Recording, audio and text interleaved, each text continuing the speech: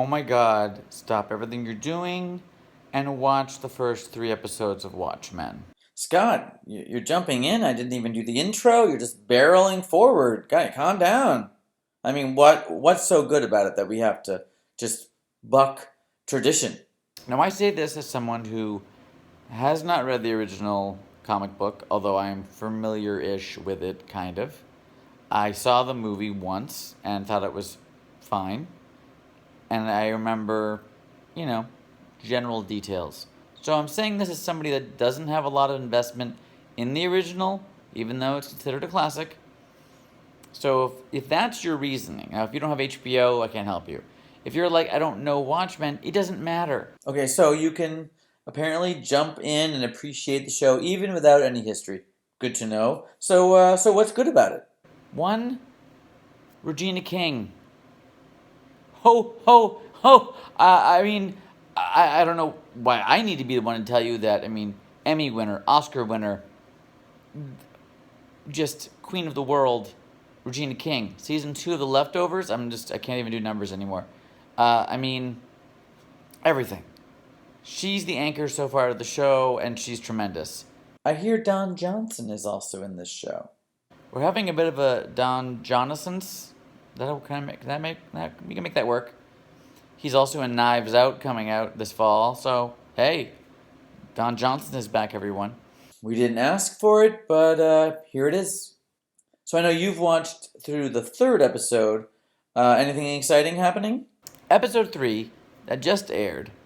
Jean, mother effing smart. Designing women. Jean Smart. Jean Smart, who has been in Legion recently. Season 2 of Fargo. Talk about a older actress at the top of her game. She plays one of the heroes. She plays the female hero in current day in the show. Just insane. Insanely good. Just working on multiple levels. Just being everything. Just powerful, just owning every moment, owning every scene she's in.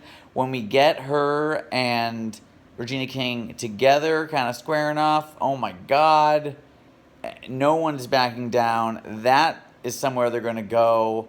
This show, plus we have Jeremy Irons as Adrian Veidt, as the guy, the orchestrator, the genius behind the bad stuff of the original, in a prison, it would seem. Something's going on. There's mysteries within mysteries. This show is everything. It's tight. It's well put together. The music is great. The historical details. Everything. Seriously, everything. So, Watchmen, Watchmen, Watchmen. It's that good.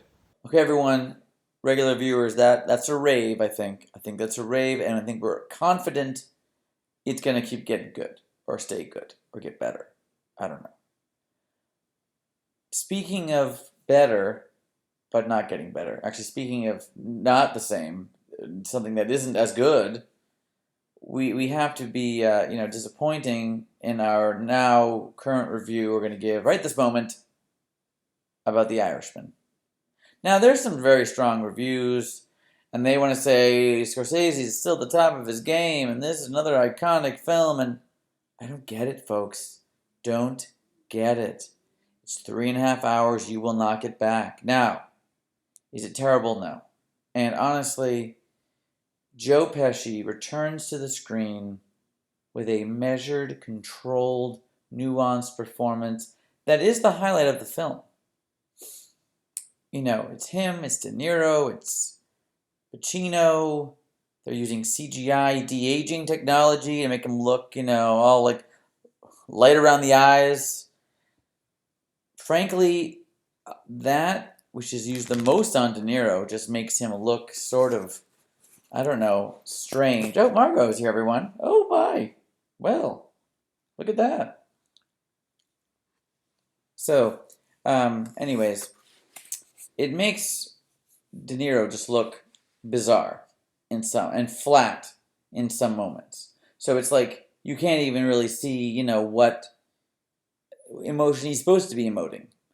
And then not halfway, we got like 30 minutes into the 3.5 hours. Then we suddenly meet Hoffa, who, Jimmy Hoffa, played by Al Pacino.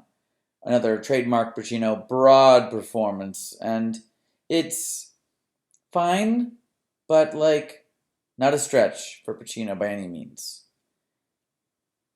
And by the end, it's just like, what is this movie about? Because it's not about Jimmy Hoffa. It's supposed to be about Sheeran, about the Irishman, who hasn't seemingly really changed or grown in any way. He just sort of exists and has continued to exist. And I just feel like I know Scorsese's a genius. I get it. But isn't there someone around to say, cut it down? We don't need all of this. It doesn't need to be 3.5 hours. And maybe it would have been a better movie, Because I'm sorry, but it was not paced to be watched in one sitting. It did not just fly by. You were very much aware of the time, and I can't say that it really was worth it. So that's all for this week. Margo and I would both like to say thank you for joining us, and we'll be back again with more. There are more shows we've already seen. There's more movies up and coming. There will be more. It's that high time of year. So we'll see you then.